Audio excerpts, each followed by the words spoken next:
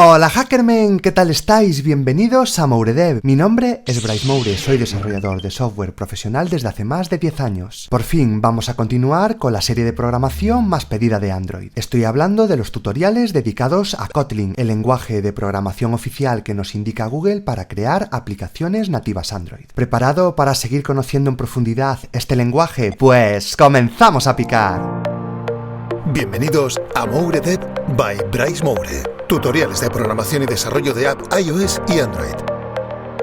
Creo que no me equivoco si habéis dejado en cientos de comentarios que continuáramos con esta serie que en este segundo bloque voy a denominar como Kotlin Intermedio. ¿Por qué? Porque ya existe una primera parte desde cero y para principiantes, una primera parte formada por 10 lecciones. Si quieres empezar desde cero en Kotlin, te dejo por aquí arriba el enlace. Allí podrás encontrar esa serie de tutoriales con más de 2 horas de contenido. En esta segunda parte de la serie seguiremos ampliando conocimientos más avanzados, pero conservando la curva de dificultad que habíamos iniciado en la parte básica. Ya que es el primer vídeo de esta nueva serie, te pido por favor apoyo, que me demuestres que este tipo de contenido te interesa. ¿Cómo? Dejando un like y un comentario en este vídeo. Y por supuesto suscribiéndote y activando la campanita si aún no lo has hecho. También tienes otra forma de estar al tanto de las novedades y es siguiéndome en redes sociales como @mouredev, en Twitter o en Instagram, o sobre todo en Twitch, la plataforma donde todas las semanas hacemos varias transmisiones en directo, realizando diferentes actividades relacionadas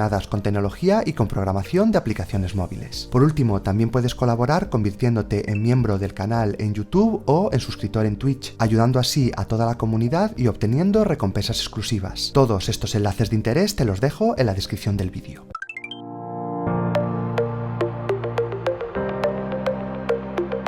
Para llevar a cabo estas lecciones tendrás dos opciones. Como siempre, el IDE oficial, Android Studio, la herramienta que nos permite crear aplicaciones para entornos Android. Herramienta que en este momento ya se encuentra en la versión 4 y que por aquí arriba te cuento todas sus novedades. Es una herramienta gratuita, sabes que la puedes encontrar en la web oficial de Android, te dejaré el enlace en la descripción del vídeo y esta herramienta estará disponible tanto para Mac como para Windows como para Linux. En este caso yo ya he creado un proyecto que se llama Kotlin Intermedio. Si no sabes cómo crear un proyecto, también te dejo un vídeo por aquí arriba. Yo te recomiendo que sigas el curso con Android Studio, ya que así te irás familiarizando con la herramienta que acabarás utilizando para crear apps. Pero si te resulta más cómodo, decirte que también podrás seguir todo este curso vía web, desde un editor de código en Kotlin que podrás encontrar en play.kotlinlang.org. Un editor de código Kotlin totalmente en línea, sin necesidad de instalar nada. El bloque main que encontrarás en el momento que abras esta web será el equivalente a nuestro onCreate en el Main Activity de Android Studio. Y por supuesto, nuestro play y salida por consola en Android Studio será equivalente al botón Run que tendremos en la web,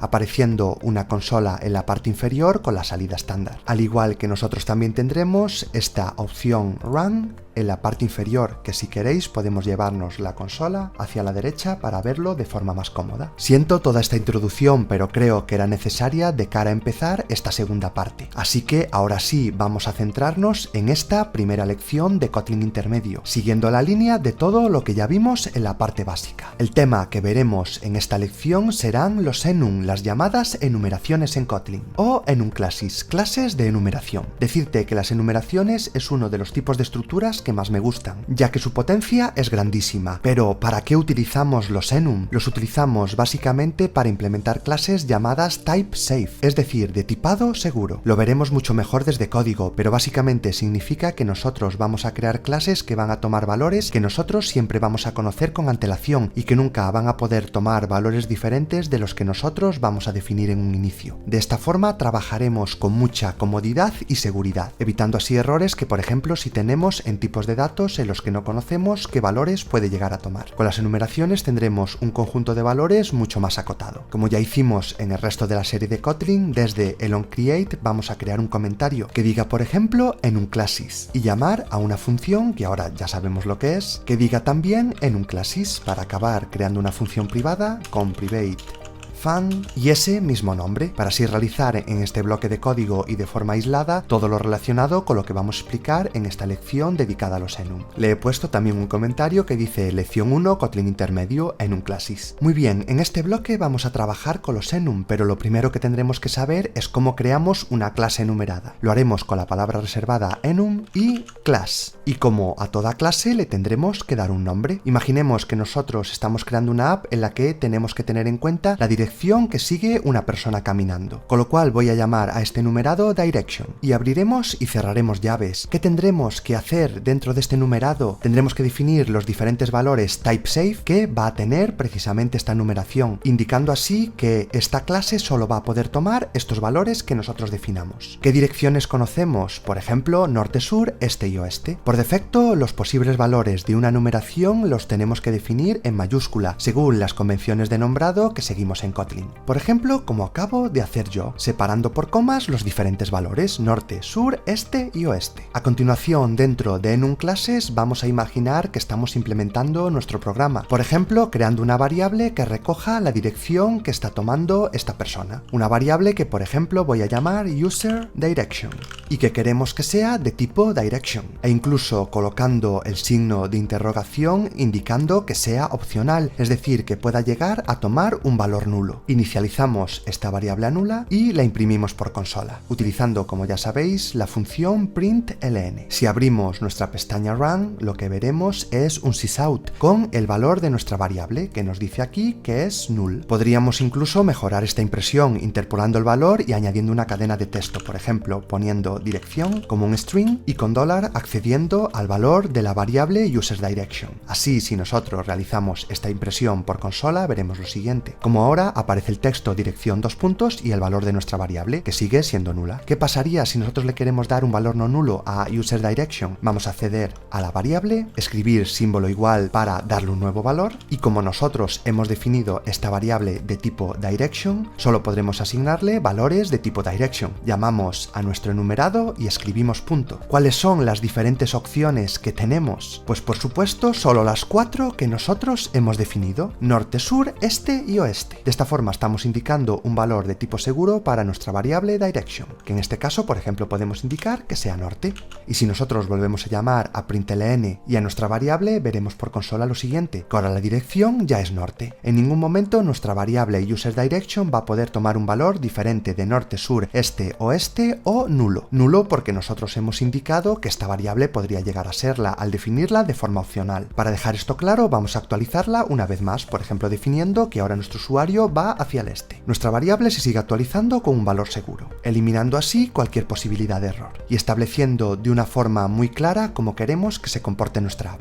Sigamos viendo la potencia de los enumerados. Decirte que todos los enumerados por defecto poseen dos propiedades. Vamos a hacer un println, vamos a llamar a userDirection, escribir punto y observar las dos propiedades que tenemos por defecto, que es name y ordinal. Name es la representación en cadena de texto del valor de ese enumerado. Vamos a imprimir una cadena de texto que diga propiedad name, seguido de la interpolación del valor de nuestro userDirection llamando precisamente a esa propiedad name. Lo que tendremos por consola es el valor en string, es decir, la palabra ist, que es el valor que está tomando ahora mismo. Vemos que por defecto también coincide con la impresión de la propia variable. Otra propiedad que tendremos también por defecto será ordinal. Vamos a ejecutar nuestro programa y ver en consola lo que nos dice. La propiedad ordinal es un entero que en este caso toma el valor de 2. Esta propiedad se corresponde con la posición que ocupa el valor del enum. North es la posición 0, south es la posición 1 e east es la posición 2. Por eso por consola se nos estaba imprimiendo el valor 2. Si nosotros cambiáramos a west y volviéramos a imprimir todo por consola, lo que veríamos ahora es que la propiedad ordinal tomaría el valor 3, es decir, la última posición de este enumerado. Ya hemos visto la asignación de valores y las propiedades por defecto. Un enumerado, al ser una clase, podrá contener en su interior funciones. Si queremos añadir más instrucciones a nuestro enum class, tendremos que poner un punto y coma en el último elemento de nuestra enumeración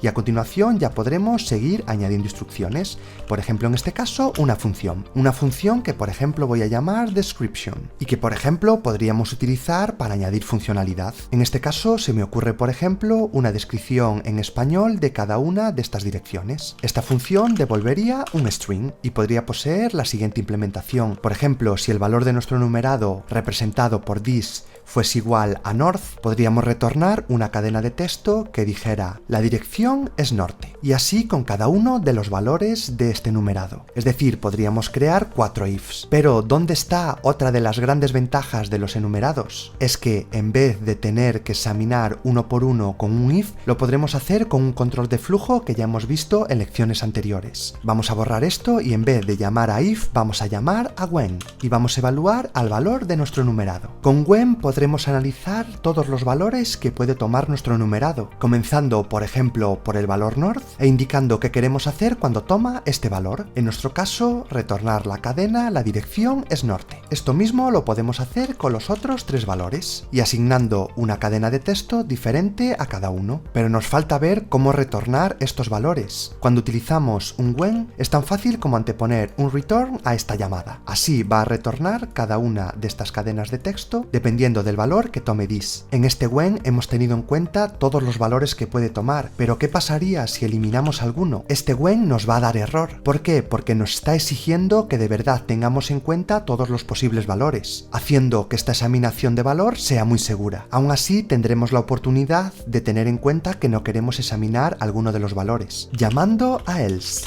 Y por ejemplo devolviendo en este caso que no sabemos la dirección. Así solo examinaría en concreto los valores norte y sur, y si fueran este o oeste se iría por este bloque else. Pero en este caso sí que queremos examinar todos. Si ahora nos vamos a la ejecución de nuestro programa, si nosotros hacemos un print de nuestro user direction y escribimos punto, ahora podremos acceder a una función llamada description. Y si nosotros ejecutamos el programa, ver que por consola aparece la dirección es oeste. Nuestro user direction estaba tomando el valor west y al llamar a description estábamos retornando esta cadena de texto. Por supuesto, las utilidades de las funciones dentro de un enum son infinitas. Tendremos que buscar lo que mejor se nos adapte a nuestro programa. Y por supuesto podemos crear una función o varias funciones, cada una con una lógica diferente. Y ya por último vamos a ver una nueva característica de los enumerados. También le podemos asignar propiedades. Simplemente en la definición de nuestro enum class, en este caso, por ejemplo, cada uno de los valores va a tener asociado un entero. Creamos una constante que por ejemplo vamos a llamar dir y que vamos a indicar que sea de tipo int.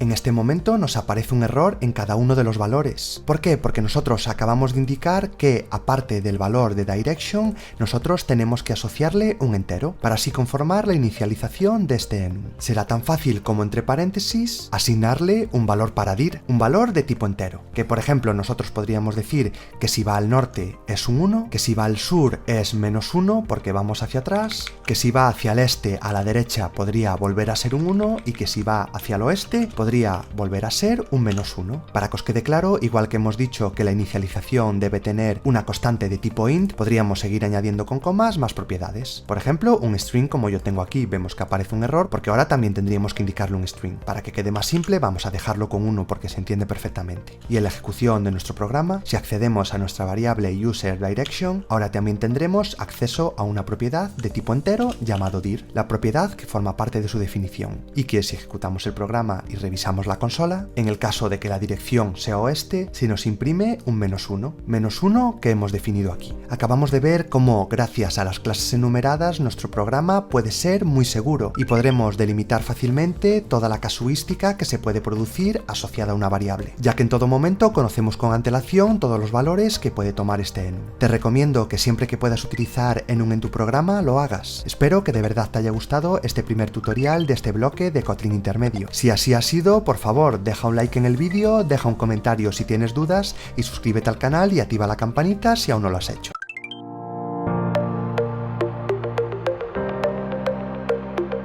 Vamos a hablar de las clases anidadas y de las clases internas, las llamadas nested classes e inner classes. Si aún no conoces el concepto de clase en Kotlin, decirte que ya hemos dedicado un tutorial. Te lo dejo por aquí por si quieres refrescar conceptos. Cuando hablamos de clases anidadas o internas, estamos haciendo referencia a un concepto algo más avanzado que el de clase, a una especialización dentro de la definición de las propias clases. El concepto de anidado e interno básicamente hará hará referencia a que una clase puede contener clases dentro de ella. Eso sí, según hagamos referencia a las clases anidadas nested o a las clases internas inner, tendremos que tener en cuenta ciertas peculiaridades. Pero ¿para qué necesitaremos este tipo de mecanismo? Las clases anidadas o internas nos van a servir para que nuestro código sea más eficiente, seguro, estructurado y resistente a futuros cambios y errores. Por supuesto, será desde código donde mejor aprenderemos qué significan estos conceptos. Así que vamos a abrir de nuevo nuestro proyecto Android Studio, un proyecto que hemos creado para este curso llamado Kotlin Intermedio y que ya habíamos utilizado para hablar de los enum, esa primera lección de la que te hablaba anteriormente. Como siempre, en el onCreate vamos a llamar a una función que utilizaremos para explicar el significado de esta nueva lección. Voy a crear un comentario que diga nested and inner classes y una función con el mismo nombre. Función que crearemos al final de nuestra clase actual. Por supuesto, una función privada con el nombre que le hemos dado en el onCreate y con este pequeño comentario que hace referencia a la lección 2 del curso de Kotlin Intermedio. Para este ejemplo vamos a hacer lo siguiente. En el directorio donde ya tenemos nuestro main activity vamos a crear una nueva clase. Lo podremos hacer con botón derecho, New y Kotlin File Class. Seleccionamos que queremos crear una clase y le vamos a dar un nombre, por ejemplo, myNested and inner class. Ya la tenemos creada por aquí y vamos a empezar a explicar cada uno de los conceptos, empezando por el concepto de clase anidada, de nested class. Como ya he dicho, el concepto de clase anidada significa que una clase puede contener otra clase dentro, porque llegado el momento podemos necesitar este tipo de estructura interna. Para crear una clase anidada es tan fácil como definir una clase dentro de una clase ya existente, por supuesto utilizando la palabra class y dándole un nombre, por ejemplo myNested class, y abriendo y cerrando llaves. Ya tenemos nuestra clase anidada. Dentro de ella vamos a crear una función. Por ejemplo, una función que sume dos números enteros. Será una función llamada sum y que reciba dos parámetros de tipo entero. Por ejemplo, uno llamado first de tipo entero y otro llamado second también de tipo entero, para que finalmente retorne un parámetro también de tipo entero. Si quieres aprender más sobre las funciones, te dejo por aquí la clase. ¿Qué hará esta función? Simplemente va a retornar el primer número sumado al segundo número. Así de simple. Volvamos a nuestro main activity y a nuestra función nested and inner classes y vamos a trabajar con nuestra clase anidada. Vamos a crear, por ejemplo, una constante llamada myNested class y vamos a intentar instanciar y acceder a nuestra clase anidada. Si recuerdas, nuestra clase anidada llamada myNested class se encontraba dentro de myNested and inner class. Para acceder e instanciar nuestra clase anidada tendremos que llamarla por su nombre, es decir, myNested class. Y ya vemos cómo se nos muestra en el editor. Nos dice que para acceder a ella, primero tenemos que hacer esta referencia a la clase que la contiene, llamada myNested and inner class. Y para instanciarla, como siempre, abriremos y cerraremos paréntesis. En la constante myNested class ya tenemos una referencia a nuestra clase anidada, ya que dentro de una clase podemos tener otra clase que esté especializando cierta funcionalidad y que por supuesto necesite estar agrupada como un objeto de tipo class. Ya que tenemos la referencia a nuestra clase anidada, vamos a llamar a su función interna y a guardar también en una constante el resultado de la suma. Le vamos a llamar sum a la constante, vamos a llamar a la instancia de nuestra clase anidada myNested class y ver cómo podemos acceder a su función interna llamada sum, que recibía dos parámetros de tipo entero. Por ejemplo, le voy a pasar 10 y 5 y vamos a imprimir por consola con println el resultado de la suma. Por ejemplo, con la cadena de texto, el resultado de la suma es, y vamos a interpolar el valor de nuestra constante donde está almacenado dicho resultado, llamado sum. Vamos a ejecutar nuestra app, abrir la pestaña run y observar por consola la siguiente salida. El resultado de la suma es 15. Por supuesto, el resultado de sumar 10 más 5, como así lo hemos reflejado en nuestro código. De esta forma hemos creado una clase que tiene una funcionalidad muy concreta y que hemos decidido que esté relacionada con una clase de orden superior. Así hemos estructurado y limitado la ejecución de nuestro código. Dentro de nuestra clase principal vamos a hacer lo siguiente.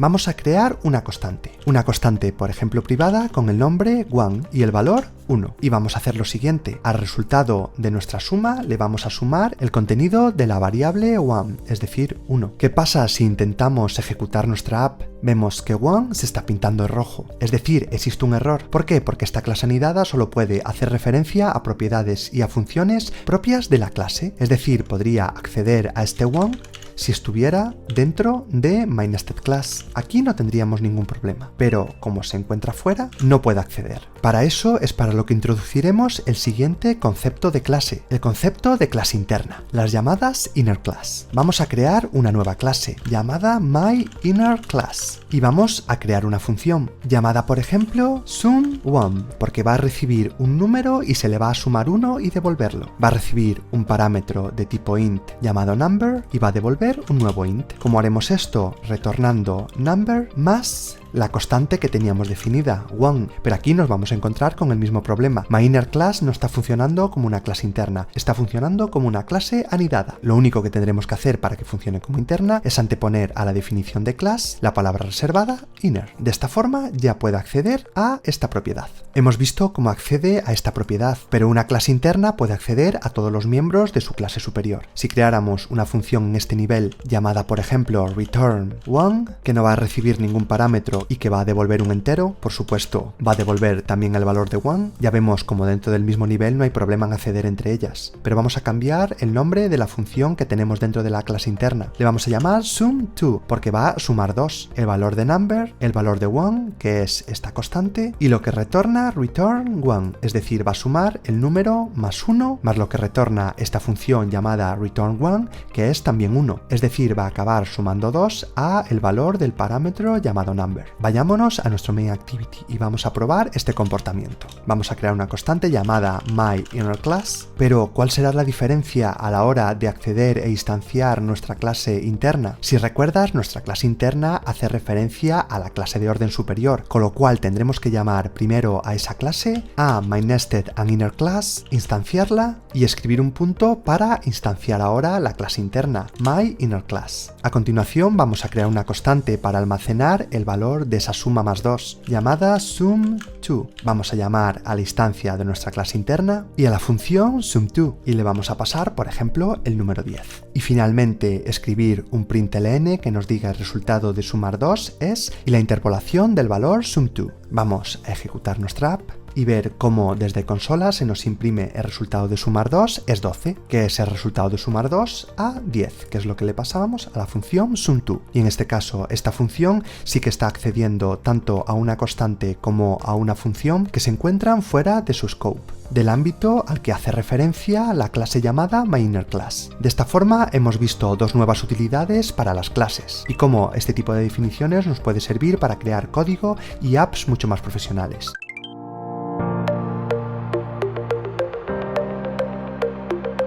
La herencia es un concepto que tendremos en todos los lenguajes de programación orientado a objetos. Es un mecanismo propio de las clases, heredando los comportamientos de esa clase que va a extenderse, permitiéndonos reutilizar o sobreescribir propiedades o funciones. Pero como siempre digo, la mejor forma de ver esto es desde código, así que vámonos a nuestro proyecto de Android Studio, nuestro proyecto llamado Kotlin Intermedio y en el que vamos a crear como siempre una función para hablar de esta nueva lección, función a la que vamos a llamar herencia de clases, y que como siempre al final de nuestro main activity acabaremos implementando, con una función privada y un comentario que hable de la herencia de clases. Para este ejemplo vamos a crear una nueva clase, ya sabéis, con botón derecho en el directorio y seleccionando Kotlin Class. A esta clase, por ejemplo, le vamos a llamar persona, person. Lo primero que debemos saber es que todas las clases por defecto ya están heredando de otra clase. Cualquier clase tiene una superclase común llamada any. Esto es algo propio del lenguaje de programación Kotlin, demostrándonos así ya rápidamente que esta clase está heredando comportamientos de su superclase any, por ejemplo la operación toString, pero esto lo entenderemos poco a poco a lo largo del tutorial, así que no te preocupes. Por ejemplo, vamos a definir que esta clase persona tiene dos propiedades, un nombre y una edad,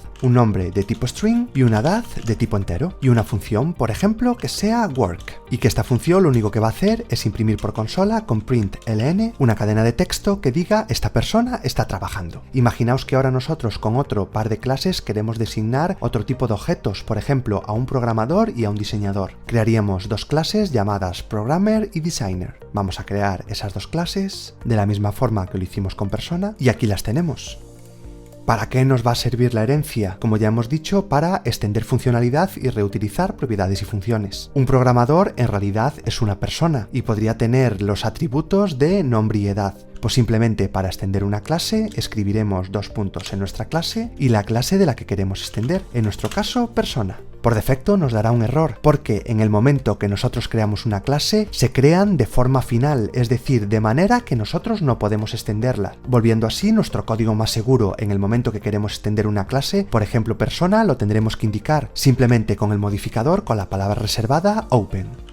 Con open ya indicaremos que nuestra clase persona se puede extender, indicándonos ahora sí que lo que nos falta es que tendremos que redefinir el constructor. El constructor que teníamos reflejaba el nombre y la edad, y lo que estamos haciendo es ya pasárselos directamente a la superclase, a persona. En Programmer no tendremos una referencia directa, ya que es la superclase persona la que nos está obligando a cumplir cierto comportamiento, ya que si un programador decimos que también es una persona, no puede existir una persona sin estas dos propiedades. Lo mismo haremos con el diseñador. Muy bien, vayamos a nuestro main activity, a la función de herencia de clases, y vamos a crear una instancia de un diseñador y una instancia de un programador. Vamos a crear una constante llamada programador y llamar a programmer con un nombre, por ejemplo Bryce, y una edad, por ejemplo 33. Y ahora vamos a crear un diseñador. Muy bien, hasta aquí era de esperar este comportamiento. Tanto un programador como un diseñador está definiendo propiedades de persona. Vamos a hacer ahora una cosa, vamos a llamar a programador y vemos que una de sus operaciones es work, la operación que hemos definido en su superclase, y que por supuesto podemos llamar tanto en un programador como en un diseñador. Si nosotros abrimos la consola en la pestaña Run, veremos por duplicado el texto esta persona está trabajando, que era lo que se imprimía cuando llamábamos a work. Y esto nos va a servir para explicar el siguiente concepto, el concepto de sobreescritura en herencia. Nosotros sabemos que una persona puede trabajar, pero en un programador o un diseñador nosotros lo que queremos es especializar esa función. ¿Cómo haremos para especializar, para sobreescribir una función? Simplemente desde la clase que ha extendido a la superclase llamaremos a la función que queremos especializar, a work.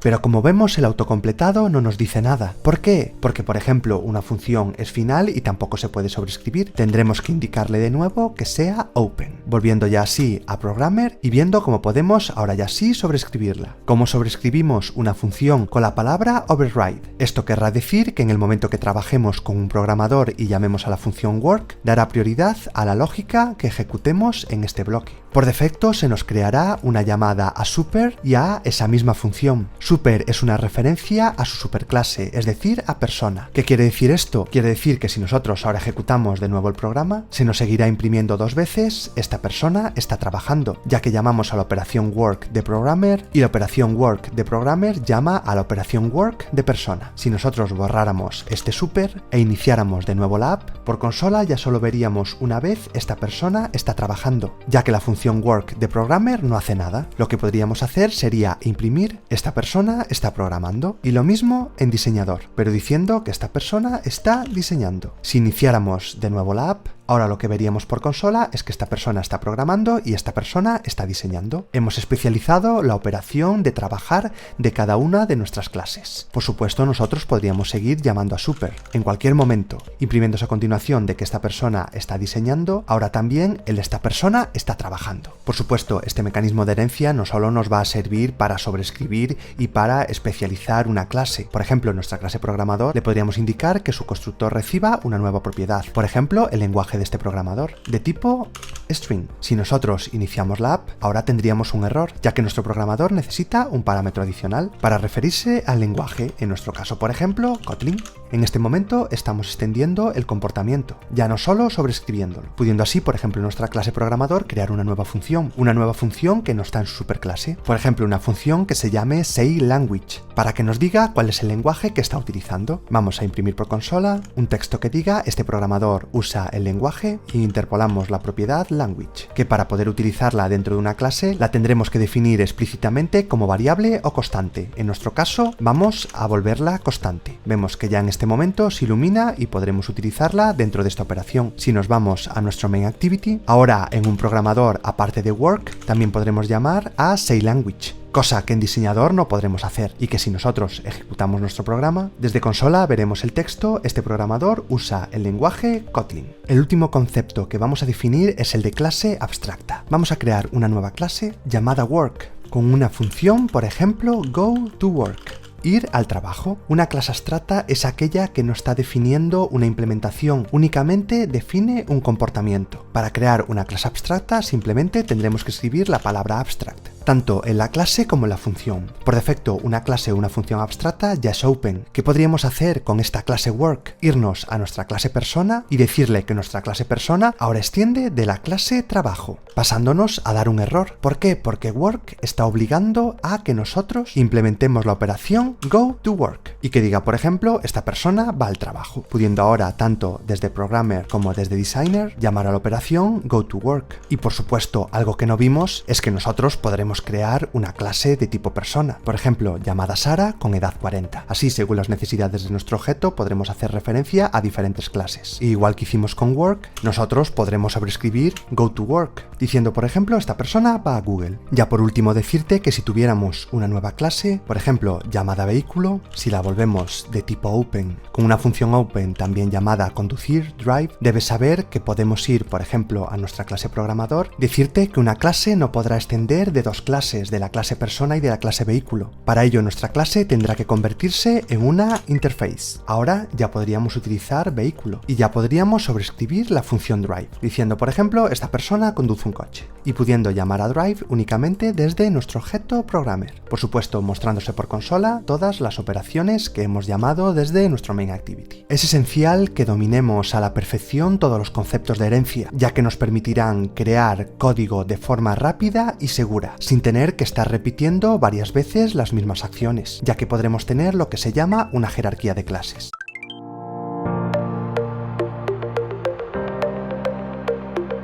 En la clase anterior vimos con algo más de detenimiento lo que son las clases abstractas, que puede que en primera instancia confundas con las interfaces, ya que ambas nos sirven para definir funciones abstractas. Las interfaces podrán contener declaraciones de funciones abstractas o funciones con implementación, pero lo que nunca podrán tener es estado, lo que quiere decir que pueden tener propiedades, pero deberán ser abstractas o poseer operaciones de acceso a ellas. No podrán almacenar ese estado directamente en la interfaz, siempre tendremos que utilizarlas a través de clases. Veamos todo esto mejor desde código. En nuestro main activity crearemos una nueva función llamada interfaces, que implementaremos al final de nuestro main activity, con una función privada como de costumbre. Vamos a crear una nueva interfaz, como siempre desde el directorio, llamando a new y creando un nuevo fichero Kotlin de tipo interface y por ejemplo le vamos a llamar game. Ya ves que para definir una interface lo único que necesitamos es utilizar la palabra reservada interface, al igual que lo hacíamos con clase. Una interface nos va a permitir definir funciones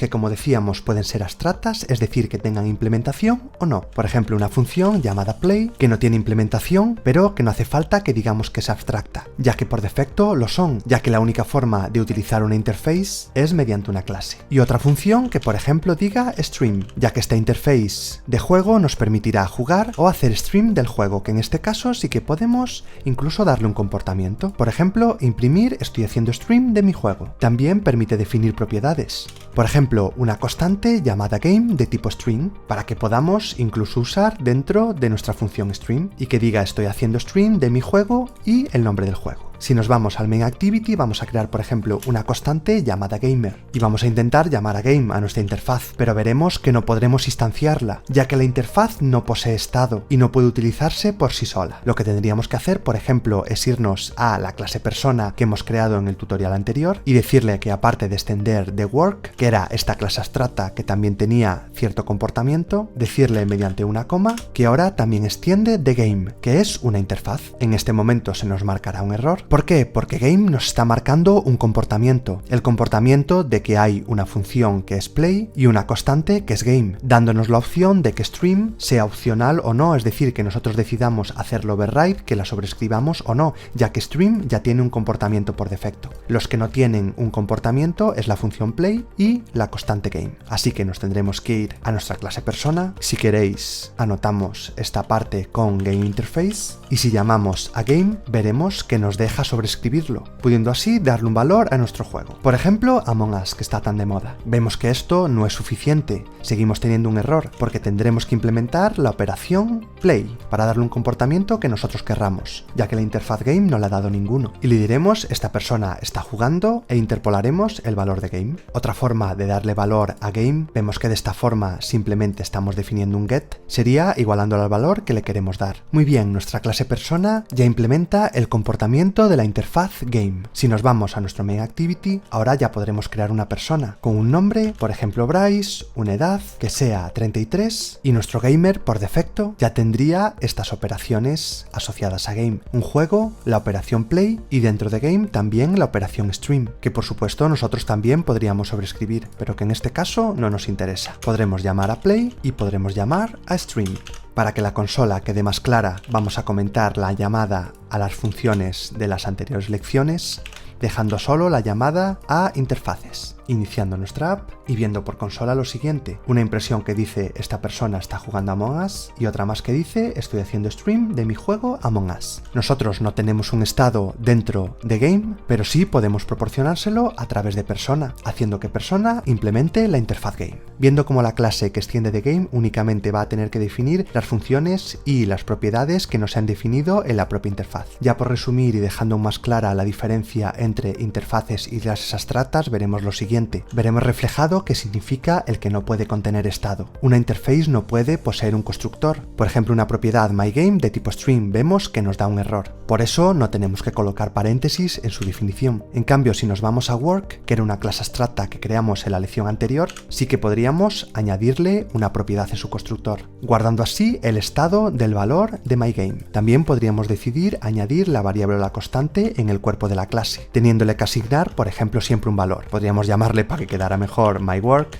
y darle un valor que fuera, por ejemplo, programador, de tipo string, que como sabéis no hace falta definir el tipo en tipos básicos. Vemos que no tendríamos ningún problema y que podría ser tanto variable como constante. Pero si nosotros queremos hacer esto mismo, por ejemplo, en la constante que ya tenemos en nuestra interfase llamada game, y darle un valor a game, vemos que nos marcará un error, porque no podremos guardar este estado. Lo que tendremos que hacer es permitirle acceder a él, como si fuera una operación de recuperación. Es decir, esto funcionaría más como una función que retorna un string que como una variable que está guardando el estado de esta cadena de texto. Así vemos cómo las interfaces únicamente nos permiten definir ese comportamiento, pero sin poder asignarle un estado como hacen las clases abstractas. Así limitaremos aún mucho más la funcionalidad y haremos que nuestro programa sea más seguro y libre de errores. Es muy importante que conozcamos a la perfección lo que vimos en la clase anterior y en esta, ya que gracias a eso decidimos cuándo utilizar herencia, cuándo utilizar clases abstractas y cuándo utilizar interfaces, ya que cada uno de estos mecanismos nos brinda un comportamiento muy diferenciado y nos permitirá programar de una forma mucho más elegante y profesional. Te recomiendo que vuelvas a ver las clases todas las veces que te hagan falta y que intentes practicar con cada una de las variaciones que hemos visto.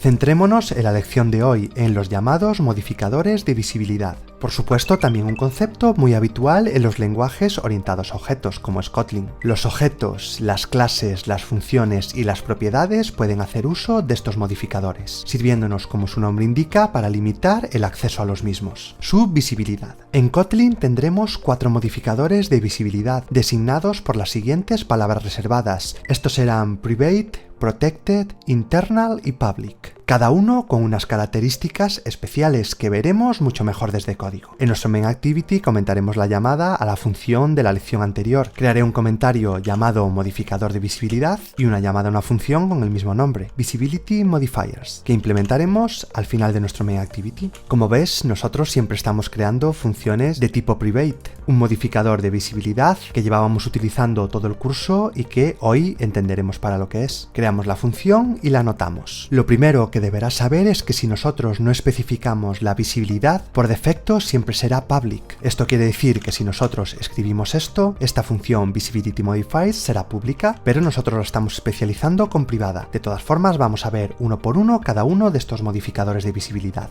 Vamos a crear, por ejemplo, una nueva clase llamada visibility. Una clase, por ejemplo, que puede contener una variable que, como de costumbre, le vamos a llamar name y que por defecto va a ser opcional con un valor nulo. Es decir, tendremos que que decidir si queremos dárselo nosotros. Y también una función que diga say my name. Lo que vamos a hacer es que si nosotros tenemos nombre, vamos a imprimirlo. Ya sabéis que con let estamos desempaquetando el valor de la variable name en caso de que no sea nula y que podemos acceder a él mediante it. Es decir, en caso de que name tenga valor, lo imprimiremos. Y para crear una especie de else será tan fácil como utilizar el interrogante seguido de 2 puntos y la palabra reservada ram, bloque que se va a invocar en el momento que name sea nulo y que podremos imprimir no tengo nombre. Nos volveremos a nuestro main activity y aquí podremos hacer lo siguiente: crear una instancia de visibility, darle un valor al nombre, por ejemplo Bryce, y llamar a la función sayMyName. Si nosotros iniciamos la app, veremos por consola lo siguiente: mi nombre es Bryce. Si nosotros borramos el valor de la propiedad nombre y volvemos a iniciar la app, lo que veremos es no tengo nombre, ya que nos hemos ido por el bloque ram. Lo dejamos como estaba y de esta forma hemos visto cómo funciona el modificador de acceso public. Por defecto no hemos definido ningún tipo de visibilidad, lo cual es lo mismo que escribir public en cada una de las operaciones. El modificador public nos permite visibilidad en cualquier parte de nuestra aplicación y que ya digo que por defecto no hace falta ponerlo. Todas estas declaraciones son visibles en cualquier parte, por eso nosotros desde main activity hemos podido acceder a cada una de ellas. Pasemos al siguiente modificador, a private, y por ejemplo vamos a indicar que name es private. Si nos vamos a nuestro main activity tendremos un error, precisamente en la propiedad name, ya que ahora no podemos asignarla. ¿Por qué? Porque es privada. El modificador de visibilidad private solo nos va a permitir que accedamos a la propiedad name dentro de la clase visibility. Por eso desde la función sayMyName podremos seguir haciendo referencia a la propiedad name, pero desde main activity no podremos acceder. Si nosotros hacemos privada también la función, ahora también tendremos un error desde el main activity en sayMyName. E incluso si hacemos la clase visibility privada, no podremos ni instanciarla. Private es el modificador de visibilidad que yo os recomiendo utilizar siempre y simplemente quitarlo cuando de verdad necesitemos acceder a cada una de las declaraciones, ya que así nuestro programa será mucho más seguro. Si indicamos que nombre nunca se puede modificar, no podremos cambiarlo por error, y si de verdad estamos seguros que nombre es una propiedad que queremos acceder desde fuera de la clase, la pasaremos a pública. Dentro del fichero visibility creemos otra clase, fuera del rango de actuación de la clase visibility. Por ejemplo, vamos a crear una clase llamada visibility2. Los nombres son muy malos, pero simplemente se trata de que sean funcionales para esta explicación. Y vamos a crear una función llamada sayMyName2. Y aquí vamos a instanciar visibility. Comentamos en el main activity la declaración para que no nos dé error y observemos como nuestro programa no nos da ningún error. ¿Por qué? Porque el modificador private en una clase sí que es visible dentro de un mismo fichero. Por eso nosotros, como estamos en un fichero visibility.kotlin, podemos acceder e instanciar la clase visibility aunque sea privada. Lo que no podíamos era instanciarla fuera del fichero visibility. Lo que no podremos, por ejemplo, es acceder a name, ya que name sí que es privado y solo es visible dentro de la clase visibility. Podríamos hacer sin problema de nuevo name público para acceder a él. Así nos estaríamos asegurando que visibility no se puede instanciar fuera de este fichero, pero que dentro de este fichero sí que podríamos acceder a la propiedad name.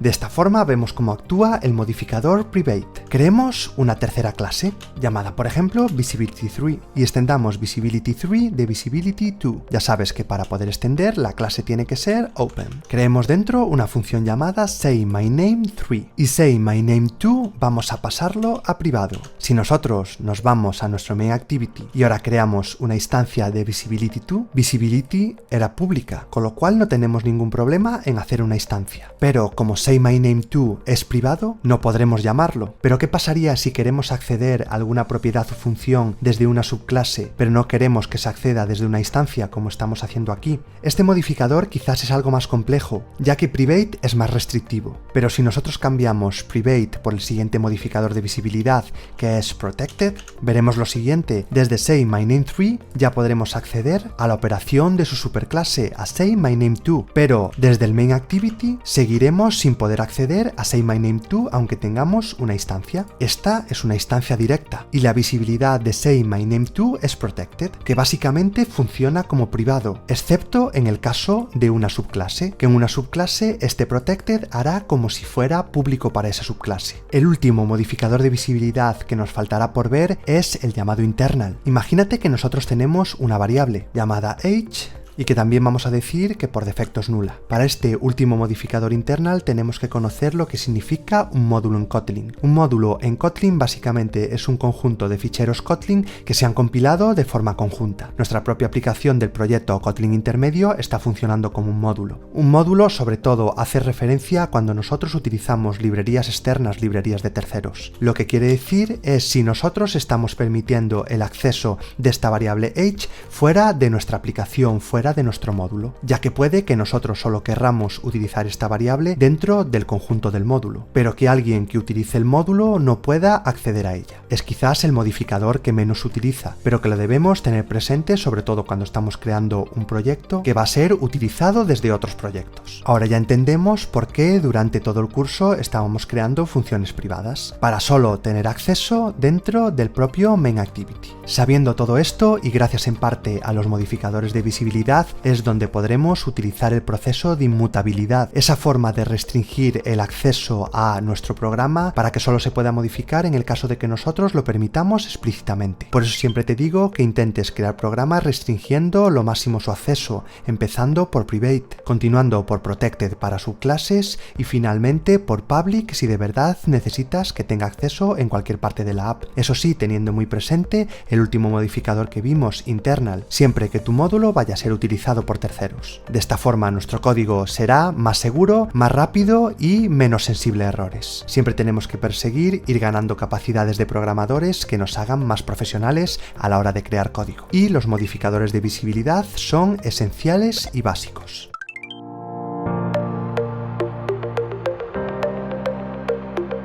El concepto de clase o class ya lo hemos tratado en diferentes momentos a lo largo de estos tutoriales de Kotlin para Android. Te dejo el tutorial en el que explicamos qué es una clase por aquí arriba. Si abrimos como siempre nuestro proyecto de Android Studio que estamos utilizando en todo este curso, si nos vamos a nuestro main activity podremos observar que nuestra pantalla principal de la app es una clase. También habíamos creado diferentes objetos de tipo clase como la clase programador o la clase persona para explicar por ejemplo conceptos de herencia. En todos estos casos la clase no deja de representar un objeto con diferente funcionalidad. Si nos encontramos con esta necesidad de crear un objeto, una clase que nos sirva únicamente para almacenar datos, es donde deberemos tener muy presente el concepto de data classes, siendo este su objetivo principal. Las clases de datos nos otorgarán diferentes ventajas frente a las clases normales que ya habíamos visto. Como están pensadas únicamente para almacenar datos, serán mucho más óptimas a la hora de ser tratadas por el compilador y por la máquina virtual. El crear una data class nos va a otorgar directamente un montón de operaciones que nos sirven para trabajar con datos, sin necesidad de que nosotros tengamos que implementarlas. Todo esto lo pasaremos a ver a continuación en código. En anteriores lecciones ya habíamos creado una clase para representar un objeto programador, con diferentes propiedades y operaciones. Vamos a hacer algo parecido pero aplicando las data classes. Vamos a crear una nueva clase Kotlin que represente a un trabajador,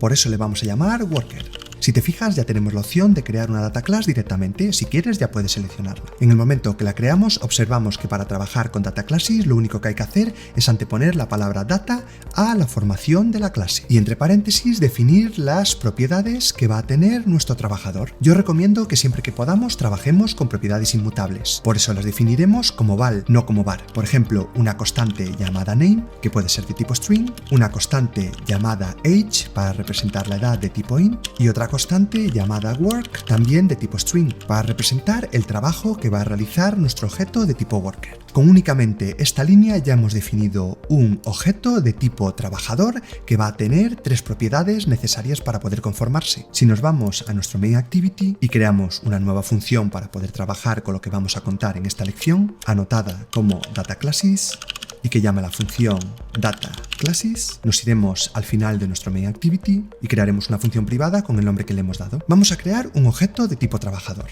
por ejemplo una constante llamada Bryce de tipo worker, que ya directamente nos está indicando que para poder conformarse, para poder instanciarse y crearse necesita un name, un age y un work. Nombre, por ejemplo, Bryce Moure, edad 33, que era de tipo entero, y mi trabajo, que es por ejemplo programador. Una data class nos va a permitir añadir propiedades que no tienen que ser obligatorias, como las que hemos creado en worker. Propiedades que podremos añadir en el cuerpo de la clase, simplemente tendremos que abrir y cerrar llaves en nuestro data class y definir esa propiedad. Imagínate que queremos crear una propiedad que represente el anterior trabajo, así que vamos a crear una propiedad llamada lastWork de tipo string. a la que le tendremos que dar siempre un valor por defecto, ya que no será obligatoria que nosotros la asignemos en el momento que creamos un objeto de tipo worker. Esto lo que nos va a indicar es que en nuestro main activity, si accedemos a Braze, tendremos una propiedad llamada lastWork, una propiedad que podremos asignar y modificar a posteriori. Por ejemplo, en mi caso voy a decir músico. Como vemos, lastWork no puede tomar un nuevo valor, ya que lo hemos definido como una constante, lo tendremos que modificar a variable. En este momento ya desaparecerá el error y esta propiedad nueva pasará a estar asignada por el valor de tipo string con la cadena músico. El valor por defecto que hemos asignado a lastWork también se lo podremos asignar a cada uno de los valores del constructor principal, indicando que name, por ejemplo, es vacío, la edad es 0 y el trabajo también es una cadena vacía. Esto nos permitiría, por ejemplo, crear un trabajador, un objeto de tipo worker, sin necesidad de pasarle ningún parámetro, ya que tomaría por defecto todos estos valores que nosotros le hemos asignado. Como ves, podemos seguir creando funciones, pero lo que yo te recomiendo es que sean operaciones estrechamente ligadas con el tratamiento de los datos de este data class. En gran parte de los casos, únicamente utilizamos los data classes para almacenar datos. Como te comentaba al principio del tutorial, creamos data classes ya que nos van a ofrecer un montón de operaciones relacionadas con el tratamiento de datos que se van a crear por defecto y que nosotros no vamos a tener que implementar. Pasemos a ver en nuestro main activity cada una de esas funciones especiales de los data classes. Las primeras funciones son equals y hashcode, operaciones que nos van a servir para comparar objetos, para saber si dos objetos son iguales. Por ejemplo, podríamos comparar si Bryce es equals a Sara, simplemente utilizando la operación y comprobando rápidamente su funcionamiento, por ejemplo con este if que va a imprimir por consola si son iguales o si no lo son. Vemos como por consola se nos dice rápidamente que no son iguales. Si nosotros creáramos un nuevo trabajador llamado, por ejemplo,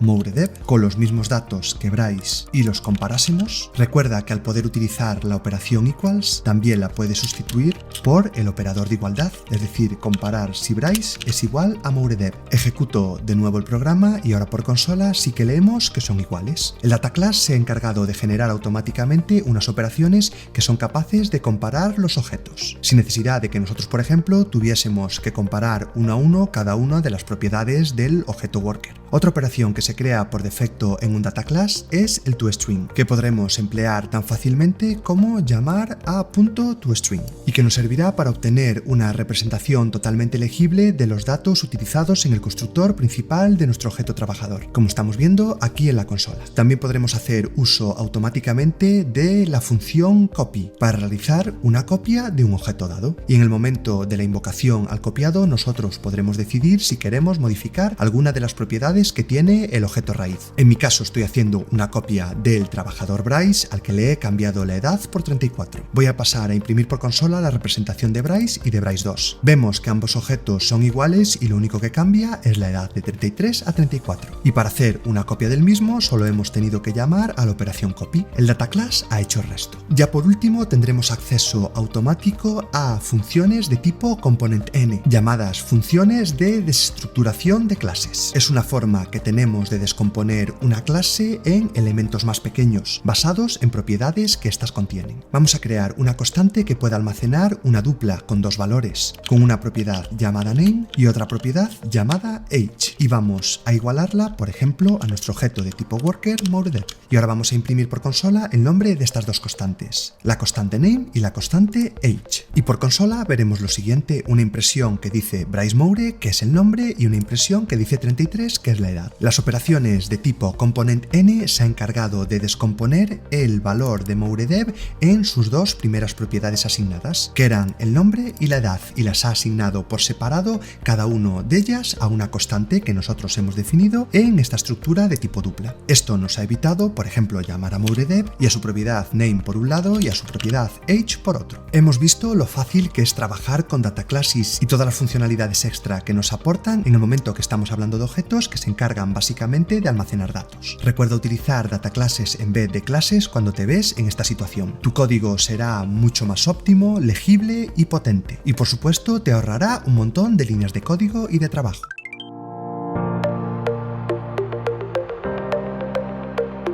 los type alias o los alias de tipo es un mecanismo que tenemos en Kotlin para permitirnos así nombrar de una forma más legible a tipos ya existentes. Normalmente los utilizamos cuando trabajamos con tipos que tienen un nombre muy largo, pudiendo crear así un type alias que haga referencia a este, con un nombre más corto y que nos sirva para identificar de una forma más rápida su funcionamiento. Pero como siempre, la mejor forma de ver esto es desde código, así que abramos nuestro proyecto en Android Studio. Y como de costumbre, creemos una función para trabajar con lo que vamos a ver en este tutorial.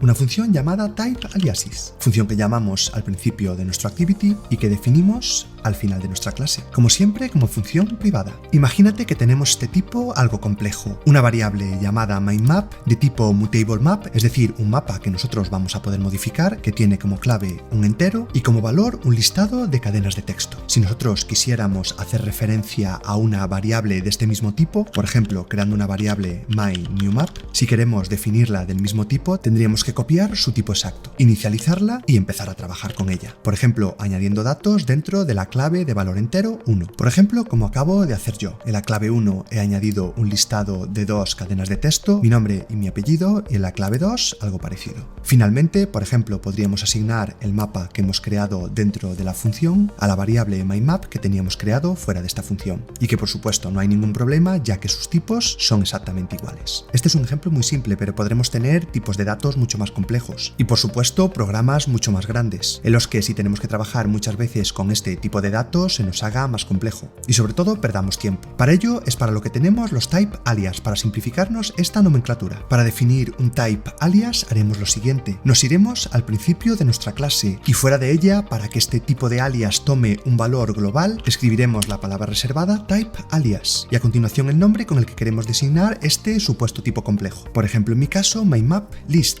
igualándolo en última instancia al tipo de dato que habíamos definido anteriormente. ¿Qué podremos hacer con esto? Si ahora nos vamos, por ejemplo, a myMap, será tan fácil como cambiar toda su definición de tipo por nuestro type alias. Y esto también en la variable del mismo tipo que hemos definido dentro de la función. Será mucho más fácil trabajar con este tipo que está haciendo referencia al otro y no tendremos la necesidad de acordarnos de cómo estaba formado internamente. Esto nos ahorra tiempo y esfuerzo. No solo podremos utilizar type alias para tipos de datos, también lo podremos utilizar para representar funciones. Por ejemplo, una función que le voy a llamar myFun y que podría estar representando una función que recibía un entero, un string y hasta nuestro nuevo type alias definido anteriormente, y que por ejemplo esta función acabase retornando un boolean. Toda la firma de nuestra función y su retorno estaría definido directamente por el type alias llamado myFun. Ya por último, los type alias también podrán hacer referencia a clases anidadas. Si recuerdas, en un tutorial anterior hemos visto cómo una clase puede tener dentro otra clase, y si queríamos hacer referencia a esa clase anidada, primero teníamos que acceder a la clase de primer nivel y después a esta interior. Te dejo por aquí arriba el tutorial sobre clases anidadas. Para evitar este tipo de nomenclatura también podremos utilizar los type alias, definiendo un type alias al que yo voy a llamar, por ejemplo, myNestedClass, y que haga referencia a nuestra clase anidada, permitiéndonos así llamar directamente a nuestro type alias myNestedClass, que hará referencia en última instancia a la clase anidada que teníamos dentro de myNestedAndInnerClass. Tres tipos de datos y estructuras representadas de una forma mucho más simple y accesible, pudiendo así hacer uso de una nomenclatura que defina mucho mejor su comportamiento y funcionalidad, y que recuerda que podremos aplicar en tipos de datos, en funciones y en clases anidadas. Espero que este tutorial te haya resultado muy útil y que te esté gustando este curso intermedio de Kotlin.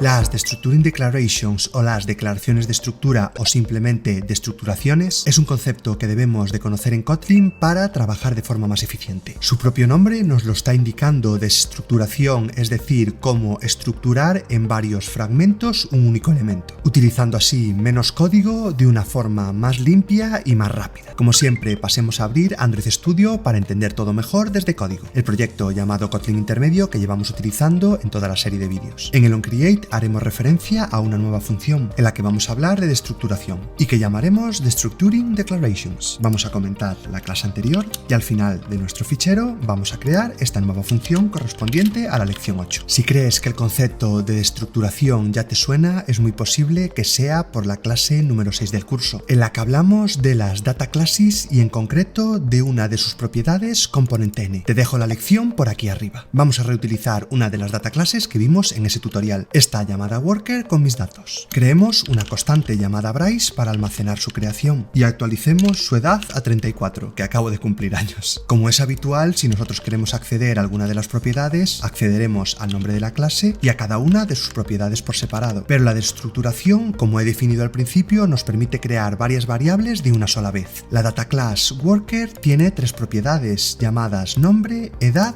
y trabajo. Pues simplemente nosotros, como constante, vamos a poder acceder directamente a ellas y almacenar cada una de estas propiedades en una constante por separado. Como son 3 propiedades, podrían ser la propiedad A, B y C, pero que por supuesto nosotros nunca deberemos llamar así. Tendremos que darle un nombre muchísimo más descriptivo para que nuestro código sea más legible. La primera constante en este caso se va a corresponder con la primera propiedad de la data class, name, la segunda con age y la tercera con work. Si nosotros interpolamos en un string cada una de las constantes que hemos creado con una única ejecución, iniciamos nuestro proyecto y revisamos la salida estándar, veremos cómo efectivamente nuestra clase worker se ha descompuesto en variables por separado. Si nosotros tuviésemos un nuevo worker llamado sin destructurar, por ejemplo moureDev, le voy a cambiar el nombre, las data classes también tendrán la capacidad de acceder mediante destructuración a sus componentes, por ejemplo llamando a la constante moureDev y a sus operaciones component. Con component 1 recuperaremos el nombre, con component 2 ya nos está diciendo que es de tipo int porque vamos a recuperar la edad y con component 3 el trabajo. La destructuración no solo aplica directamente a data classes, también la podremos utilizar en funciones. Imagínate que tenemos una función privada llamada myWorker que nos va a retornar una data class de tipo worker. Por ejemplo, me voy a volver a crear aquí como trabajador. Si ahora yo desde mi programa llamo a la función myWorker, podría almacenar como de costumbre su resultado en una variable o una constante, pero dado que el retorno es una data class, podremos destructurarla aunque estemos llamando a una función, igual que hemos hecho en el primer ejemplo, pero dándole un nuevo nombre a las variables ya que están repetidas. Y esto no puede pasar dentro de un mismo ámbito de ejecución. Le voy a llamar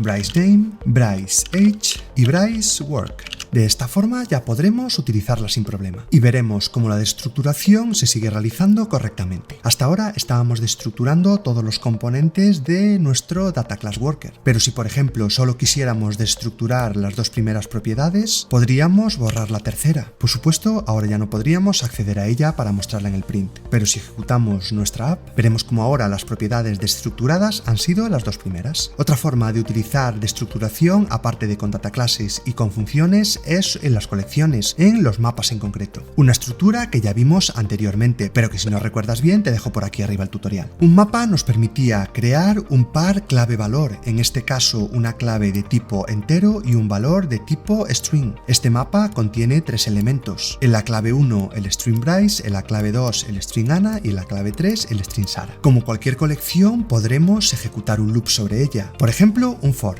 recorriendo así cada uno de los elementos de nuestro mapa. Elementos que voy a imprimir. Podré acceder a mi elemento y a su clave o su valor. En su clave estará el int y en su valor el string. Al ejecutar nuestra app vemos cómo se realizan 3 impresiones, una por cada elemento del mapa, en donde se nos muestra la clave y su valor. Utilizando destructuración, en vez de acceder a la clave y al valor, podríamos hacer uso de las funciones de tipo component n, accediendo a component 1, que en realidad se va a corresponder con el primer elemento del mapa, es decir, con el 1, el 2 y el 3, el primer elemento de cada par clave-valor, y en vez de valor a component 2, correspondiéndose con el string. Si podemos utilizar las funciones de component n, lo que quiere decir es que también podremos destructurar directamente cada una de estas propiedades. Cuando hacemos un for de mymap, en vez de almacenarlo en myelement y después llamar a cada uno de los elementos de myelement por separado, podríamos destructurar la llamada directamente, almacenando la clave por un lado y el valor por otro lado, o dándole el nombre que nosotros querramos, por ejemplo id y por ejemplo name, y de esta forma accediendo directamente al valor de cada una de estas propiedades, almacenando estas variables de una forma mucho más rápida y eficiente, y por supuesto comportándose igual que cuando utilizamos el método más largo. Ya para finalizar, hablemos de un último concepto dentro de la destructuración, las llamadas variables underscore, es decir, subrayadas. Si nosotros volvemos a la primera creación de nuestro worker, en la que habíamos destructurado todas sus propiedades, imagínate que nosotros solo queríamos acceder a la propiedad name y a la propiedad work, pero no a la propiedad age, es decir, que no la íbamos a utilizar a lo largo de nuestro código, pero sí que tenemos que destructurar una a una para poder acceder a la tercera, ya que no podemos acceder directamente destructurando a la tercera propiedad sin pasar antes por la segunda. Si quisiéramos hacer eso, tendríamos que acceder directamente a esa propiedad mediante el punto, no mediante una destructuración. La forma de almacenar en una constante o en una variable a la primera y a la tercera sin necesidad de usar la segunda sería subrayando esta segunda propiedad que no queremos utilizar. En vez de h, utilizar el guión bajo. En este momento ya no podremos acceder a h, pero es algo que ya no íbamos a necesitar. Por eso estábamos subrayando la propiedad. Y de esta manera programamos nuestra destructuración de una forma más eficiente, ya que no tiene sentido crear variables o constantes que no vamos a utilizar. Si ejecutamos una última vez nuestra app, vemos como por consola solo se muestran los strings Bryce Moure y programador, es decir, los que están en primer y tercer lugar, como hemos indicado en la declaración. Y esta es gran parte de la utilización de las declaraciones destructuradas. Haciendo uso de ello cuando sea conveniente, nuestro código se verá mucho más elegante y por ende nuestro programa más rápido y seguro. Si te ha gustado la clase, ya sabes que la mejor forma es dejando un comentario contándome tu experiencia. Y si no estás suscrito o suscrita al canal, ya sabes, dale al botón de suscribir, activa la campanita para que YouTube te notifique y deja tu like. También agradezco que puedas compartir estos tutoriales para que cada vez lleguen a más programadores.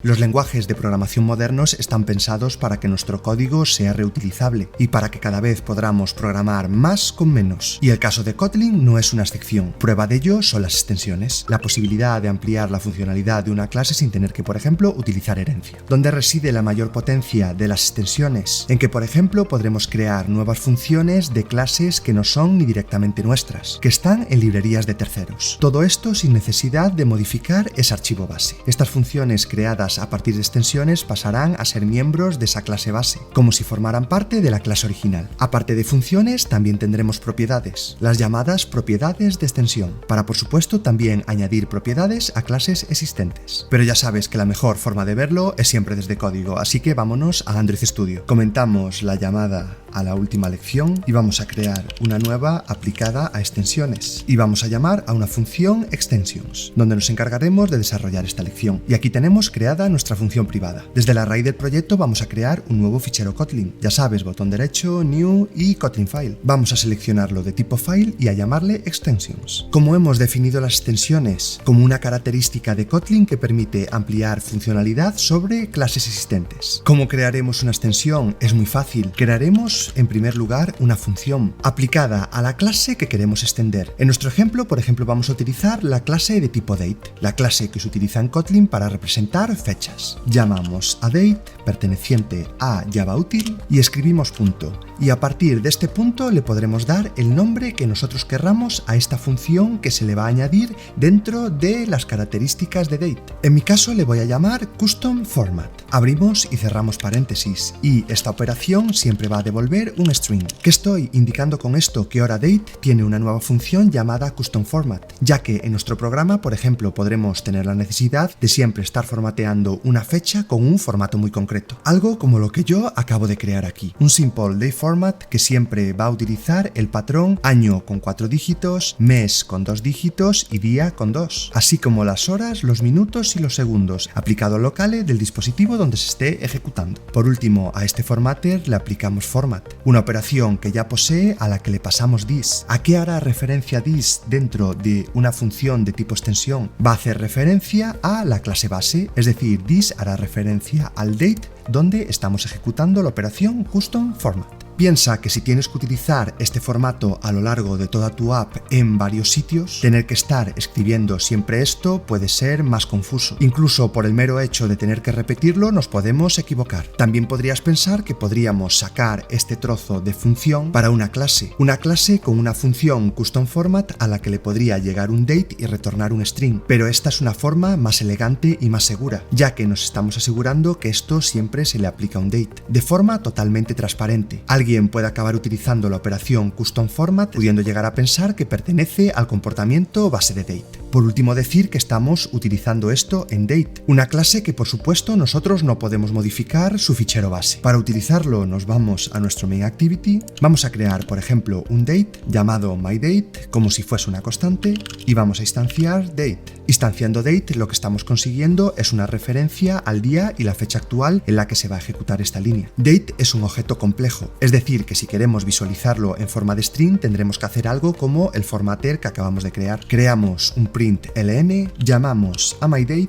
y ahora si escribimos un punto veremos que tenemos acceso a nuestra operación custom format. De esta forma hemos ampliado la funcionalidad base de date. Al llamar a custom format se nos va a ejecutar toda esta lógica. En este caso son 2 líneas, pero podría ser mucho más, y la podríamos aplicar a cualquier necesidad de nuestro proyecto. El acceder de esta forma a nuestra extensión quiere decir que las extensiones se resuelven de forma estática, que no hace falta realizar ninguna instancia concreta de otra clase que no sea la clase base, en este caso date. Vamos a crear un nuevo date de tipo variable y llamado myDateNullable. Va a ser de tipo date y, como ya hemos visto en una lección anterior, de tipo opcional. Esto nos está indicando que date puede llegar a ser nulo, como va a ser en nuestro ejemplo. Vamos a volver a imprimir por consola y a llamar en este caso a myDateNullable y a custom format. ¿Qué pasará en este caso? Que nos va a marcar un error. Si nos dejamos ayudar por Android Studio, nos dirá que deberemos comprobar antes si myDateNullable es distinto de null, ya que no podremos aplicar custom format a una instancia de date que no sea distinta de nula. Estamos viendo que esto tampoco es operativo. Kotlin nos proporciona otras soluciones para tratar con valores que pueden ser nulos. Tener que estar comprobando siempre si una variable es distinta de nula es algo que no queremos hacer. ¿Cómo podremos resolver esto? Nos vamos a nuestra extensión y le indicamos que date puede ser nulo con el interrogante. En este punto ya podremos estar utilizando nuestra extensión. Hemos visto cómo podemos extender funciones, pero también podremos extender propiedades. Para extender una propiedad será tan simple como crear, por ejemplo, una constante, llamar a la clase que queremos extender, por ejemplo, otra vez a date, y voy a crear una operación llamada formatSize, que va a ser de tipo int. Esta constante, por ejemplo, siempre va a calcular la longitud del string generado por custom format, una funcionalidad que podemos considerar más o menos útil, pero que simplemente estamos haciendo así para ver cómo podemos interactuar entre diferentes extensiones aplicándolo a funciones o a propiedades. Vamos a crear el método de acceso a esta constante llamando a get con un símbolo igual y definiendo cómo se va a comportar el get de esta constante. Básicamente vamos a llamar a this, que hacemos referencia a date, ya que es la clase que estamos extendiendo. Vamos a llamar a custom format. Ya ves cómo podemos seguir accediendo a una extensión dentro de otra extensión. Custom format nos devuelve un string y ahora vamos a llamar a length, una operación que existe en todos los strings y que nos da la cuenta de caracteres de ese string. Nosotros podríamos volver a imprimir a myDate y esta vez llamando a formatSize. Ya vemos que accedemos a ella en forma de propiedad, no de función, y este tipo de extensiones a nivel de propiedad también permiten que sean nullable. Ya por último, hablemos del scope, del ámbito de actuación de las extensiones. Seguirá las mismas reglas de visibilidad que ya hemos visto en una lección anterior. Habitualmente yo la suelo crear o en un fichero externo, un fichero por clase que estoy extendiendo. Por ejemplo, aquí si solo voy a extender funcionalidades de date, le llamaría por ejemplo a este fichero date extensions. Y si estas extensiones únicamente las fuese a utilizar dentro de, por ejemplo, esta activity, podría crear la extensión dentro de este fichero. Si yo, por ejemplo, nuestra primera función custom format le aplico el modificador de visibilidad private, lo que va a pasar es que ahora nosotros no podremos acceder desde esta clase, ya que su visibilidad es privada y se limita a este fichero, como estamos viendo aquí. Nosotros desde el mismo fichero podemos seguir accediendo a custom format, pero desde fuera de este no. Para que esta extensión sea totalmente nullable, tendremos que encargarnos de comprobar si date es nulo o no dentro de ella. Y por ejemplo, podríamos comprobar simplemente si this, que hace referencia a date, es distinto de nulo. En ese caso retornaríamos el formateo correcto y en caso de ser nulo, por ejemplo, podríamos retornar un string vacío, ya que no hemos sido capaz de aplicar esa transformación, o directamente decir que podemos retornar un string también nulo y así poder retornar un null. En este momento también se ve afectado nuestro format size, ya que ahora custom format puede ser nulo, con lo cual también tendremos que tener en cuenta que custom format puede ser null y esto acabar derivando en que este resultado puede ser nulo y nosotros estamos esperando que siempre retorne un entero. Si utilizamos la notación interrogante y dos puntos, podremos definir un valor por defecto en caso de que la respuesta de custom format sea null y no podamos acceder en última instancia a length. En caso de que esto sea nulo, retornaremos 0, es decir, el tamaño, el format size es 0. Vemos que nuestro programa sigue sin dar errores. Vamos a crear un último print de nuestro myDateNewLabel llamando también a format size. Y vamos a iniciar nuestra app para ver lo siguiente, como el primer print hace referencia a la fecha con el formato que nosotros hemos definido en la extensión: año, mes, día, hora, minuto y segundo, que la llamada a format size nos devuelve 24, la longitud de este string, que en nuestro segundo date llamado myDateNewLabel, si llamamos a custom format, nos retorna un null, ya que esta variable es nula, y hemos controlado que en caso de que no podamos acceder a ella por esa anulabilidad, nos acabe retornando un string de tipo nulo, que es justo lo que estamos imprimiendo aquí, y que si a ese date le aplicamos format size, esta variable valdrá 0, ya que el resultado de su formato es nulo. Diferentes comportamientos en función del valor que está tomando date. Acabas de ver la potencia de las extensiones y un supuesto ejemplo de aplicación a funciones y a propiedades. Piensa que las extensiones son aplicables a cualquier tipo de clase, así que imagínate todo lo que podrás hacer con ellas. Personalmente yo las utilizo mucho también en elementos visuales, por ejemplo en un botón que siempre quiero configurar de la misma forma. Podríamos acceder al botón que tenemos definido en nuestro XML y que esa extensión se encargará de dotarlo de una funcionalidad muy concreta, como puede ser la fuente, el color, el tamaño o cualquier otro tipo de modificación que nosotros querramos reutilizar a lo largo de toda nuestra app.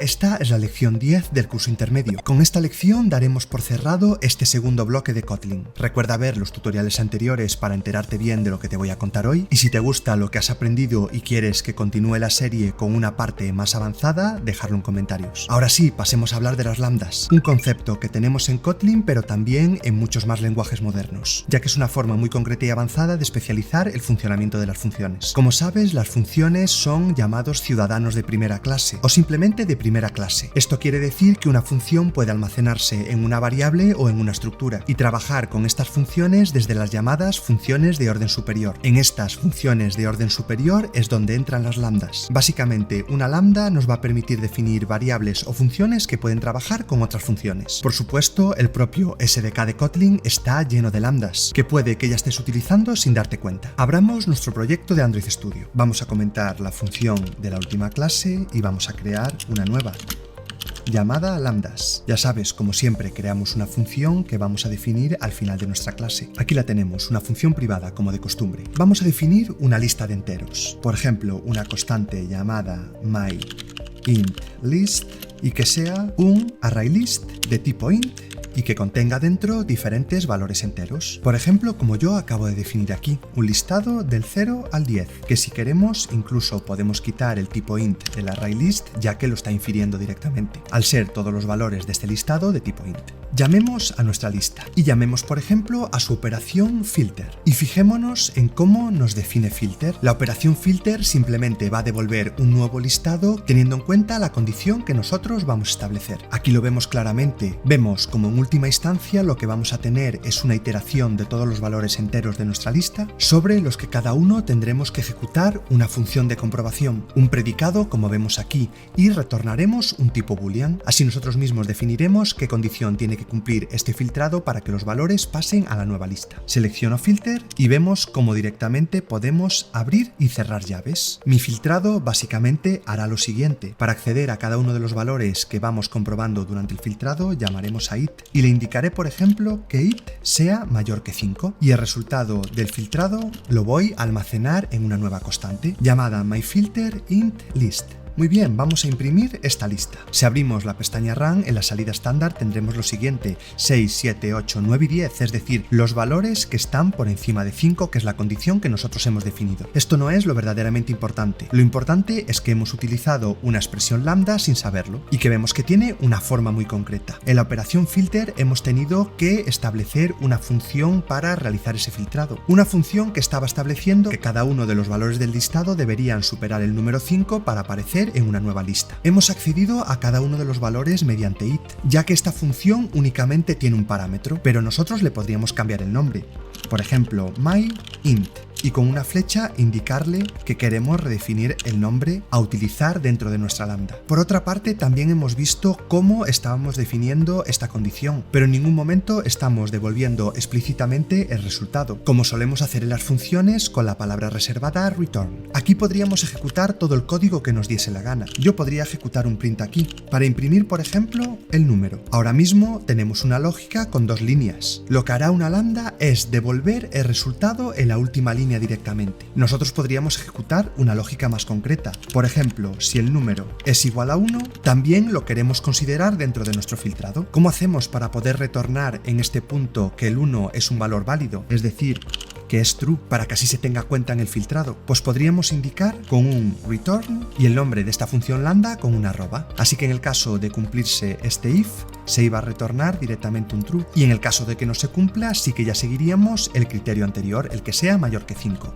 Voy a ejecutar de nuevo. Vemos cómo estamos imprimiendo todos los números, porque tenemos este print que se ejecuta cada vez que se está filtrando un número, y tenemos la salida final. Como tenemos los mismos números que antes, de 6 al 10, pero también incluyendo el 1. Toda una lógica asignada a una función que nosotros directamente estamos definiendo dentro de otra función filter. Esta es una lambda, por supuesto, del sistema, pero nosotros podemos definir las nuestras propias. Como ya te he dicho, una función es de primera orden. Podemos almacenarla en una constante. Voy a crear una función que se llame, por ejemplo, mySumFun, es decir, una función para sumar números. Y asignada a esta variable vamos a definir nuestra función de suma. Esta variable será igual a una función que, por ejemplo, va a recibir dos parámetros. El primer entero a sumar y el segundo entero a sumar, que les voy a llamar x e y. ¿Y qué va a retornar esta función? Pues va a retornar un entero, el resultado de sumar estos dos números. Muy bien, como cualquier función tendremos que resolver su resultado, que tendremos que hacer sumar x más y retornarlo. Aquí tenemos una función almacenada en una constante, que si quieres de forma más avanzada, si tenemos funciones muy simples que todo lo resolvemos en una línea, podríamos hacer lo siguiente: olvidarnos de las llaves y simplemente igualar al resultado x más y así tendríamos una función en una única línea. Ya tenemos nuestra función. ¿Cómo hemos definido a grandes rasgos las lambdas? Simplemente operaciones que pueden trabajar internamente con otras funciones, como ha sido el caso de filter. Al igual que tenemos la función de suma, vamos a hacer una de multiplicación. Le voy a llamar myMultFun. Va a recibir también dos enteros y los va a multiplicar. Vale, vamos a crear nuestra función lambda. Voy a crear una función fuera, privada, que se va a llamar myOperateFun, una función que se va a encargar de operar números también, con lo cual recibirá esos dos números y que va a retornar su resultado. Aquí nos faltará algo más, y es recibir una función para que de verdad sea una lambda, con un parámetro que va a ser myFun y que tendrá que cumplir lo siguiente: que sea una función compuesta por dos enteros como parámetro de entrada y que retorne, se lo indicamos con la flecha, un nuevo entero. ¿Qué haremos dentro de esta función? Pues simplemente vamos a retornar la llamada a myFun con los parámetros x e y. Tenemos una función que trabaja desde dentro con otra función, pero que en realidad no tenemos ni idea de lo que hace esta función. Vamos a realizar una impresión y dentro vamos a llamar a nuestro myOperateFun, que ya vemos lo que recibe: un primer entero, por ejemplo 5, un segundo entero, por ejemplo 10, y una función con dos valores enteros de entrada y que retorne un entero. Pues cualquiera de las dos que hemos definido nos vale. Por ejemplo, le voy a pasar mySumFun y voy a realizar otra impresión pasándole la función de multiplicación. Ejecutamos y vemos lo que tenemos aquí. Como en un caso se imprime 15 y en otro 50. 15, por supuesto, en el momento que estamos sumando 5 más 10, y 50 cuando estamos multiplicando 5 por 10. Por supuesto, siguiendo estas reglas podríamos complicarlo todo lo que quisiéramos. Con este ejemplo estoy separando paso por paso cómo funciona por dentro una lambda, mucho más detallado que en el ejemplo que vimos al principio, pero que también podemos implementar con nuestras funciones. Nosotros seguimos teniendo aquí nuestra función lambda. Vamos a llamarla de nuevo y vamos a pasarle de nuevo otros dos valores. Voy a repetir el 5 y el 10. El último parámetro de nuestro myOperateFun es una función. Para definir una función dentro de nuestra propia función sin tener que pasársela como hicimos con la función de suma y multiplicación, haremos lo siguiente: abrimos y cerramos la llave. La función que recibe myOperateFun está compuesto por dos valores enteros de entrada y uno de salida. Pues tendremos que cumplir este requisito. Le pondremos nombre a estos dos parámetros de entrada. Voy a repetir x e y vamos a indicarle que hay un retorno. ¿Cuál será el retorno? Por ejemplo, en esta nueva lambda que ya va implícita, podremos indicarle que en este caso no queremos sumar y que tampoco queremos multiplicar. Por ejemplo, lo que queremos es restar el valor de x menos el valor day. Esta será la operación que va a realizar nuestra función y que va a retornar, ya sabes, sin uso de la palabra return, y que, como hemos hecho anteriormente, podremos colocar todo en una línea, ya que es una operación muy simple. Y por supuesto que también podremos imprimir para ver el resultado y ver como la última impresión es -5, el resultado de restar 5 menos 10. Todo esto sin necesidad de definir una función anteriormente, ya que estamos aprovechando la propia lambda para definir la lógica dentro, siempre teniendo en cuenta los parámetros de entrada y salida que nos obliga a definir y aprovechando la potencia de una función que puede seguir la lógica que nosotros querramos. Y todo esto en tiempo de ejecución de nuestro programa. En este caso, que tenemos más de un valor de entrada, tenemos que darle nombre. No podremos hacer como al principio en nuestra función filter, que si no definíamos el nombre podíamos utilizar dentro la palabra reservada it para hacer referencia a ese único parámetro. Otro uso muy común de las lambdas es para definir funciones de tipo callback, funciones con una ejecución asíncrona, es decir, que se ejecutan pero no sabemos en el tiempo cuándo nos va a devolver un resultado. Esto puede ser, por ejemplo, la llamada a un servicio web, que nosotros hacemos una petición a un servidor pero no sabemos exactamente cuándo nos va a retornar un resultado. O por ejemplo, una función onClick en un botón. Tenemos una función que se va a llamar cuando se haga clic en el botón pero no sabemos cuándo se va a realizar ese clic. Para ello también utilizamos las lambdas. Voy a crear una nueva función llamada myAsyncFun y que reciba un parámetro que le vamos a llamar name de tipo string y dentro vamos a generar una constante llamada myNewString que en realidad lo único que haga es saludar al nombre. Va a decir por ejemplo hello y la interpolación de nuestro nombre. Muy bien, ¿cómo representamos una función de tipo callback asíncrona? Pues mediante también una lambda y que básicamente tenga un nuevo parámetro al que llamaremos hello, que esté conformada por una función que va a recibir un string y que va a retornar un valor de tipo unit. Si venís de Java es algo así como el valor de tipo void, ese valor de tipo vacío. Por supuesto, si a nosotros nos llega este parámetro, podremos llamarlo y podremos llamarlo pasándole el valor que dice recibir. Hasta aquí todo entendido. Parece que lo único que estamos haciendo es realizar una operación igual que hacíamos en las otras funciones y devolver un resultado, pero no lo estamos devolviendo como cuerpo de la función, lo estamos devolviendo asociada a otra función. Vamos a llamar a myAsyncFun y a pasarle nuestro parámetro de entrada nombre, por ejemplo mouredev, y vemos que el segundo parámetro es una función. Al igual que estábamos definiendo con las lambdas, es una función a la que también podremos acceder directamente y como solo tiene un parámetro, podremos acceder a él mediante it. Simplemente vamos a imprimirlo. Si nosotros ejecutamos nuestra app, vemos lo siguiente, que por consola vemos hello mouredev, con lo cual ha funcionado correctamente myAsyncFun. Pero en realidad esto no es asíncrono. Vemos que se ha ejecutado línea a línea. ¿Para qué utilizaremos este tipo de lambdas? Para cuando de verdad estamos trabajando con asincronía. Para ello Kotlin nos permite crear un hilo de una forma muy fácil llamando simplemente a thread y dentro escribiendo la lógica que se va a ejecutar en este segundo plano. Para simular esta sincronía vamos a dormir este hilo durante 5 segundos, llamando a thread y a sleep y a pasarle 5000 milisegundos, 5 segundos. Una vez haya transcurrido este tiempo, llamaremos a hello dentro de este nuevo hilo. ¿Qué quiere decir esto? Que aunque llamemos a myAsyncFun, pasarán 5 segundos antes de que se retorne la llamada a hello y nos devuelva hello mouredev. Para verlo de forma más clara, nuestro sprint a myOperateFun los vamos a colocar después de la llamada a myAsyncFun. Si todo esto fuera síncrono, hello mouredev se debería imprimir por consola antes que las llamadas a las operaciones de suma, resta y multiplicación. Pero vamos a ver lo que pasa si ejecutamos nuestra app.